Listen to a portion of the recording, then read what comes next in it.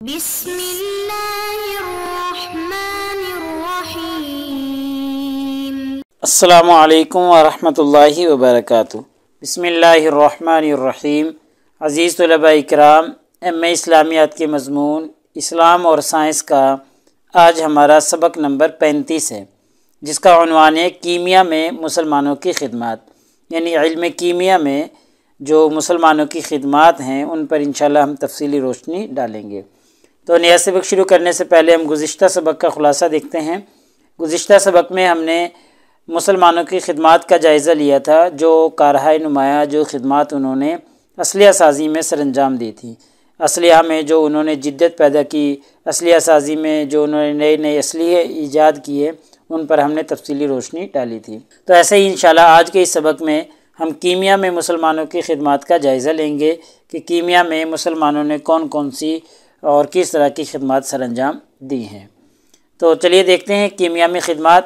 تو سب سے پہلے علم کیمیا کی تعریف دیکھتے ہیں۔ علم کیمیا کہتے ہیں کہ مفرد چیزوں کو آپس میں کسی مخصوص طریقے سے ملانا اور مفرد کئی چیزوں کو ملا کر پھر نئے مرکبات تیار کرنا، نئی چیز تیار کرنا، نئی چیز ڈیولپ کرنا، اس کو علم کیمیا کہا جاتا ہے۔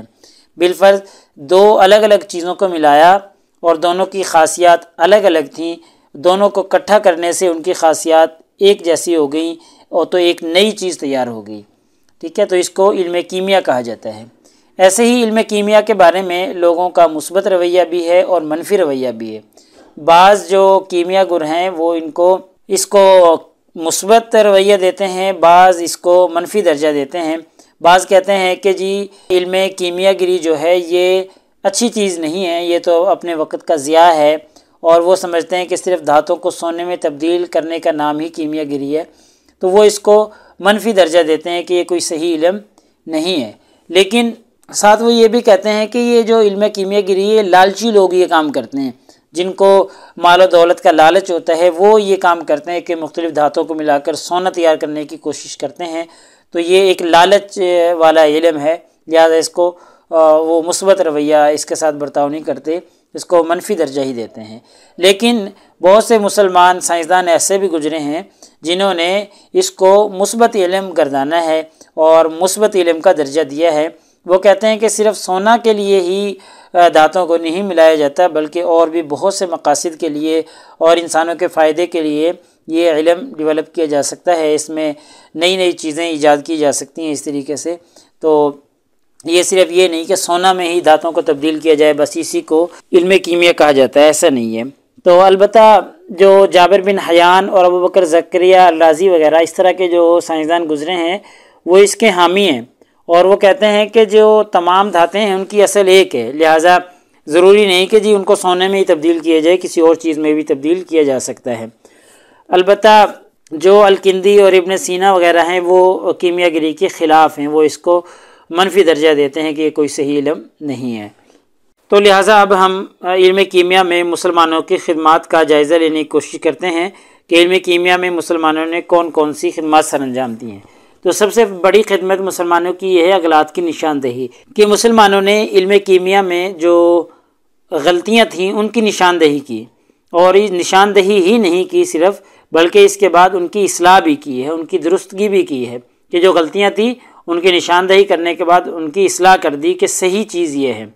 بعض اوقات نشاندہی تو کر دی جاتی ہے لیکن اصلاح نہیں کی جاتی، یہ کمزوری باقی رہ جاتی ہے پھر بھی، لیکن مسلمانوں نے صرف نشاندہی نہیں کی بلکہ ان کی اصلاح بھی کی ہے۔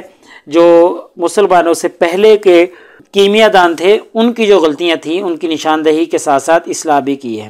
ایسے ہی تجربے کی بنیاد فراہم کی ہے مسلمانوں نے، کہ مسلمان ہی وہ لوگ ہیں جنہوں نے تجربے کو متعارف کروایا ہے، یعنی جو تجربہ ہے کیمیا کے اندر، اس تجربے کا بانی مسلمانوں کو ہی کہا جاتا ہے، کیونکہ مسلمانوں نے ہی کیمیا میں تجربے کی بنیاد رکھی تھی اور اس کی ابتدا کی تھی۔ ایسے ہی جابر بن حیان اور زکریا رازی جو تھے وہ ایک کیمیا دان تھے، اور رازی نے طب میں کام کر کے علم کیمیا کو بھی متعارف کروایا۔ کام انہوں نے طب میں کیا تھا لیکن ساتھ ساتھ علم کیمیا کو بھی انہوں نے متعارف کروا دیا تھا۔ جابر بن حیان نے نصیحت کرتے ہوئے فرمایا تھا کہ بیٹا تجربہ کیا کر، کیونکہ تجربے ہی حقیقی علم ہوتے ہیں، جو علم تجربے کے بغیر حاصل ہوتا ہے وہ حقیقی علم نہیں ہوتا۔ ایسے ہی مسلمانوں کا جو یقین تھا وہ تجربے پہ تھا، تجربے پہ وہ پختہ یقین رکھتے تھے، تجربے کے بغیر کچھ کام ہی نہیں کیا کرتے تھے۔ ہم نے پیچھے پڑھا ہے ابو بکر زکریا الرازی کے بارے میں کہ انہوں نے اس قدر تجربات کیے تھے کہ بھٹی کے آگے بیٹھنے کی وجہ سے، مسلسل پھونکے مارنے کی وجہ سے ان کی جو بینائی تھی وہی چلی گئی تھی، چونکہ آنکھوں میں دھواں پڑتا تھا، گرد و غبار پڑتی تھی، جس کی وجہ سے ان کی بینائی چلی گئی تھی۔ تو اس طریقے سے وہ بڑے لمبے عرصے تک تجربات کرتے رہے تھے، اور جب بار بار تجربہ کرنے کے باوجود کوئی چیز ثابت نہ ہوتی تو اس کو بیان بھی نہیں کرتے تھے۔ ہاں، جب تجربے کے بعد کوئی چیز ثابت ہوتی تھی پھر اس کو بیان کرتے تھے، اور ایک ہی چیز پر تقریباً 12 سال تک تجربے کرتے رہتے تھے اور اس کا ثبوت حاصل کرتے رہتے تھے۔ اگر ثابت ہو جاتی تو پھر بیان کرتے، ورنہ بیان نہیں کرتے تھے۔ ایسے ہی مسلمانوں کی ایک خصوصیت یہ بھی رہی ہے کہ انہوں نے جو کیمیا میں تجربات کیے تھے وہ انہوں نے راز بنا کے نہیں رکھے، بلکہ دنیا کے سامنے ان کو پیش کیا، اور یہ بات اس علم یعنی علم کیمیا میں پھیلنے کا ذریعہ بن گئی، اور علم کیمیا اس طریقے سے پھیلتا چلا گیا۔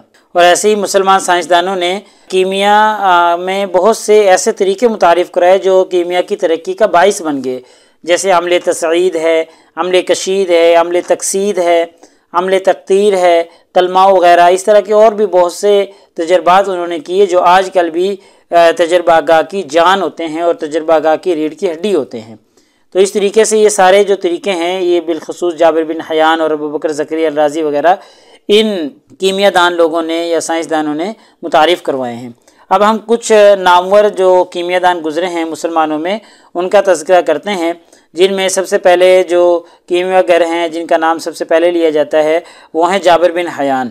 تو یہ سب سے مشہور اور سب سے بڑے کیمیا دان گزرے ہیں مسلمانوں میں۔ انہوں نے 3 قسم کے تیزاب ایجاد کیے تھے، سلفیورک ایسڈ، شورے کا تیزاب اور نمک کا تیزاب۔ یہ 3 تیزاب انہوں نے ایجاد کیے تھے، اور ان کے تعارف میں ہم پڑھ چکے ہیں کہ انہوں نے بہت سے تجربات کیے تھے، اور تجربات کرتے کرتے بعض دفعہ تو انہوں نے اتنے تیز تیزاب بھی تیار کر لیے تھے کہ وہ کسی برتن میں نہیں آ سکتے تھے، سوائے انہوں نے بتلایا کہ سونے کے برتن میں، سونے کے برتن میں وہ سما سکے تھے، باقی سب برتنوں میں انہوں نے سوراخ کر دیا تھا، اتنا تیز تیزاب تھا وہ۔ تو جابر بن حیان نے پھر لوگوں کو ان تیزابوں کی طاقت سے بھی آگاہ کیا تھا کہ یہ کتنی قسم کے یا کتنی زیادہ طاقت کے تیزاب ہیں جو انہوں نے ایجاد کیے ہیں۔ تو جابر بن حیان ہی وہ شخص ہیں جن کو علم کیمیا کا بابائے آدم شمار کیا جاتا ہے۔ سے ہی ہم ان کے تعارف میں پڑھا تھا کہ تمام دھاتیں جو ہیں وہ گندک اور پارے کے بنی ہیں، تو یہ نظریہ انہوں نے پیش کیا تھا۔ ایسے ہی جابر بن حیان نے اور بھی بہت سے کارنامے سر انجام دیے ہیں، جیسے فولاد بنانے کا، چمڑا رنگنے کا طریقہ انہوں نے ایجاد کیا، دانتوں کو علائشوں سے پاک کرنے کا طریقہ انہوں نے ایجاد کیا، بالوں کا خضاب کرنا، بالوں کا رنگ کرنے کا طریقہ انہوں نے ایجاد کیا۔ اس طرح دیگر اشیاء بھی انہوں نے بیان کی ہیں، یا بہت سی کیمیائی اشیاء کا انہوں نے تعارف کروایا ہے اور ایجاد کیے ہیں، جیسے الکحل ہو گیا، وہ انہوں نے ایجاد کیا تھا۔ باقی اس تفصیل سے ہم ان کے جو بارے میں ہم نے سبق پڑھا تھا اس میں ہم تفصیل سے ساری چیزیں ذکر کر چکے ہیں۔ ایسے ہی مسلمان سائنسدانوں میں ایک کیمیا دان عطارد بن محمد بھی گزرے ہیں۔ یہ 9ویں صدی عیسوی میں پیدا ہوئے تھے، اور انہوں نے ایک رسالہ لکھا تھا، اور اس رسالے میں انہوں نے جو قیمتی پتھر ہیں ان کی خاصیتوں کو جمع کیا ہے، ان کی خاصیت کیا ہیں، ان کے اوصاف کیا ہیں، ان کے اثرات کیا ہیں، یہ ساری چیزوں کو انہوں نے اس رسالے میں جمع کیا تھا۔ ایسے ہی ایک اور کیمیا دان مسلمانوں میں گزرے ہیں، ابو منصور موفق ابن علی۔ ابو منصور جو تھے یہ علم کیمیا کے غیر معمولی شخص تھے اور غیر معمولی دلچسپی رکھتے تھے علم کیمیا سے۔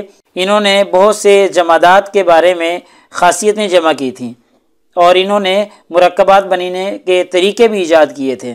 ایسے ہی یہی ابو منصور ہی وہ پہلے شخص ہیں جنہوں نے بجھے ہوئے چونے کی خاصیت بتلائی تھی کہ اس سے بال اکھاڑے جا سکتے ہیں، اور ایسے ہی دوائی سازی کے سلسلے میں بھی انہوں نے کیمیائی تجربات کیے تھے، اور سوڈیم کاربونیٹ اور پوٹاشیم کاربونیٹ کا فرق انہوں نے ظاہر کیا تھا۔ اور بہرحال مختصر یہ ہے کہ انہوں نے علم کیمیا میں کافی اچھا کردار ادا کیا تھا اور نمایاں کردار ادا کیا تھا۔ یہ ابو منصور موفق بن علی جو تھے یہ بھی ایک کیمیا دان مسلمانوں میں گزرے ہیں۔ ایسے ہی ایک اور بڑے کیمیا دان جو مسلمانوں میں گزرے ہیں وہ ابو بکر زکریہ الرازی ہیں۔ تفصیل سے ان کا تعارف تو ہم پیچھے پڑھ چکے ہیں۔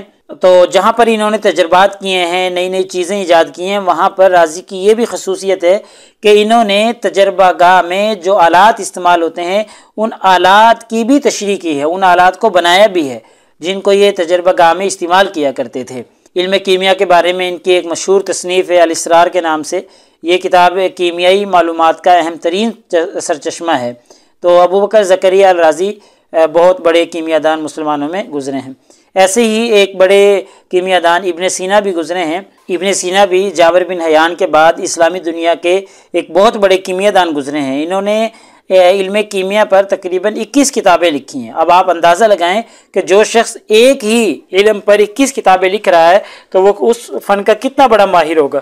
ان کتابوں میں انہوں نے ان آلات کی بھی تشریح کی ہے جو کیمیا میں اور تجربہ گاہ میں استعمال کیے جاتے ہیں۔ اور ایسے ہی ابن سینا نے جابر بن حیان کی اس نظریے کی تردید کی تھی کہ ایک دھات کو دوسری دھات میں تبدیل کیا جا سکتا ہے، اس بات کی انہوں نے تردید کی تھی۔ حالانکہ جابر بن حیان کا کہنا یہ تھا کہ تبدیل کیا جا سکتا ہے، انہوں نے سونا بنانے کی کوشش بھی کی تھی اور آخر تک اس مگن میں مصروف رہے تھے لیکن نہیں بنا سکے تھے، تو اس لیے ابن سینا نے ان کی اس نظریے کی تردید کر دی تھی۔ ایسے ہی ایک بڑے کیمیا دان گزرے ہیں یعقوب بن اسحاق الکندی۔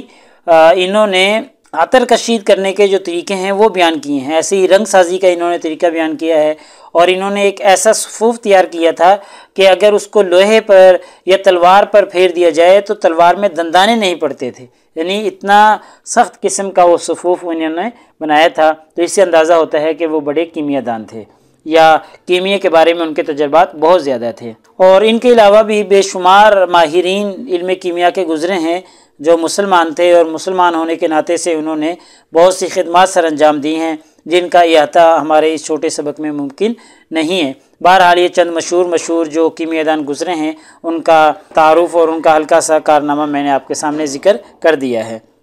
تو لہٰذا ہمارے آج کی سبق کا خلاصہ یہ نکلا کہ آج کے اس سبق میں ہم نے کیمیا میں مسلمان سائنسدانوں کی خدمات کے بارے میں تبصرہ کیا ہے، اور ہم نے مسلمانوں کی جو بڑی بڑی خدمات ہیں کیمیا کے حوالے سے ان پر تبصرہ کیا ہے۔ ایسے ہی مسلمانوں میں جو بڑے بڑے کیمیا دان گزرے ہیں جیسے جابر بن حیان ہے، ابو بکر زکریہ الرازی ہے، ابن سینا ہے، الکندی ہیں، اور عطار ہیں، ابو منصور وغیرہ، اس طرح کے بڑے بڑے جو کیمیا دان گزرے ہیں ان کا ہم نے ہلکا سا تعارف، مختصر سا تعارف اور ان کی مختصر سی خدمات کا تجزیہ پیش کیا ہے۔ حالانکہ الگ الگ بھی ان پہ ہم نے اسباق تیار کیے ہیں، اور الگ الگ بھی ہم نے جیسے ابو بکر زکریہ الرازی، ابن سینا وغیرہ، جابر بن حیان، ان پہ الگ الگ تفصیلی بھی ہمارے اسباق موجود ہیں۔ یہاں پر چونکہ ضرورت نہیں ہے اس لیے ہم نے مختصراً ان کی خدمات جو کیمیا میں انہوں نے پیش کی ہیں ان کا جائزہ لیا ہے۔